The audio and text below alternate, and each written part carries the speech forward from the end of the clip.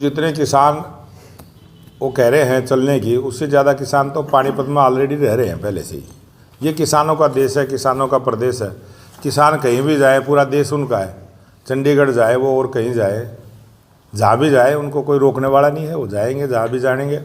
अब प्रोग्राम प्रधानमंत्री जी का है, उसमें किसानों से जोड़ने का तो कोई ताल्लुक ही नहीं है। किसान कभी खलल डालता ही नहीं। मोदी जी ने जिस प्रकार से किसानों का मान सम्मान किया है, सम्मान निधि देने का काम किया है, 24 फसलें एमएसपी पर खरीदने का काम किया। हरियाणा पहला प्रांत है पूरे देश का जिसने 24 फसलें एमएसपी पर खरीदने की गारंटी दी है।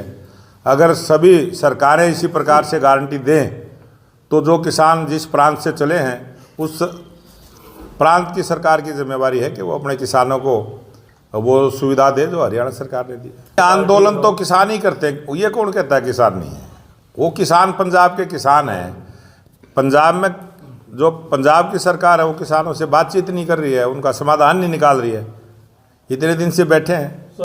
मैं कहता हूँ जो उपराष्ट्रपति जी ने बात की है वो सही है। मैं ये कह रहा हूँ आपको, वो सही है जो कहा उन्होंने।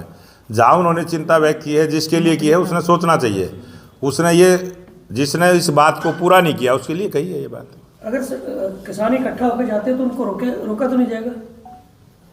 ये किसने कह दिया कि रोकेंगे उसको? किसानों को कौन रोकने वाला? किसानों का देश है, प्रदेश है, किसानों का है। लोग परेशान ना हो, ये प्रशासन की भी सरकार की दोनों की जिम्मेवारी है और सरकार निरंतर उसकी चिंता करती है। उसके लिए हम बैठ के करते हैं। हमने किसानों से भी बात करी है, प्रशासन से भी बात करी है और ये जिम्मेवारी बनती है जिस पार्टी की सरकार है उस पार्टी के कार्यकर्ताओं की भी जिम्मेवारी बनती है।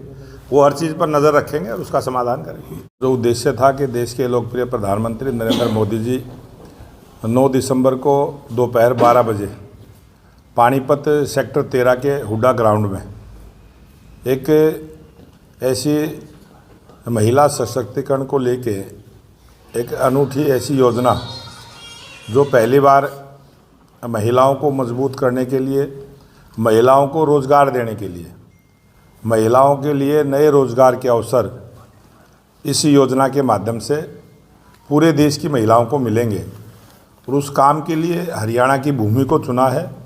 मैं देश के लोकप्रिय प्रधानमंत्री नरेंद्र मोदी जी का बहुत बहुत धन्यवाद भी करता हूं कि उन्होंने जिस पानीपत की भूमि से 2015 में बेटी बचाओ बेटी पढ़ाओ का अभियान की शुरुआत की थी और जिससे बेटियों को बचाने में जो समाज में जागरूकता आई और सब ने उसमें काम किया, जिस वजह से आज हरियाणा प्रदेश जो सेक्स रेशो से बहुत पीछे था वो आज अग्रणी भूमिका में आया है।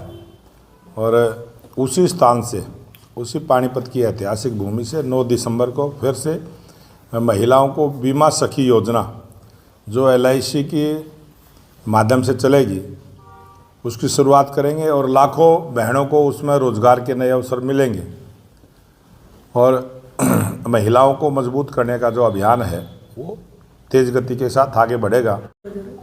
निगम के चुनाव, मुझे ऐसा लगता है कि जिस प्रकार से चुनाव आयोग ने अपनी तैयारी की है, जिस प्रकार से अधिकारियों ने, जिस ULB डिपार्टमेंट की जिम्मेवारी है, उन्होंने जो वर्किंग शुरू की है, मुझे लगता है कि जनवरी के महीने में कभी भी चुनाव हो सकता है।